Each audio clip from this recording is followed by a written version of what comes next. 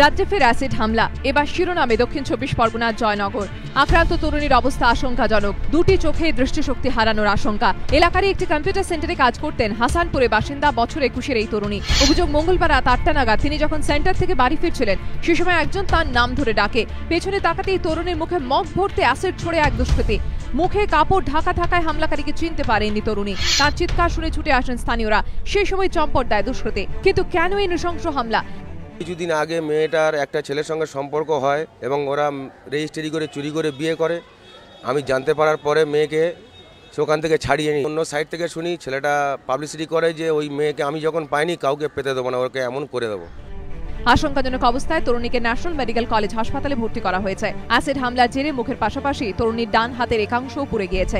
দুটি চোখেই তিনি দৃষ্টিশক্তি হারাতে পারেন বলে আশঙ্কা চিকিৎসকদের। গোটা ঘটনায় নিরাপত্তাহীনতায় ভুগছে তরুণীর পরিবার। কতটা আতঙ্কে মোটামুটি ভালোই আতঙ্ক আছে। আর আমি কি বলবো, আমার দিদির জন্য আমার খুবই মনটা খারাপ, আমি কোনো কথাই বলতে পারছি না। চাইছি যারা যেসব করেছে তারা শাস্তি পাক, আমার দিদি আগের মতো আমাদের কাছে ফিরে আসুক, এই কামনা করি।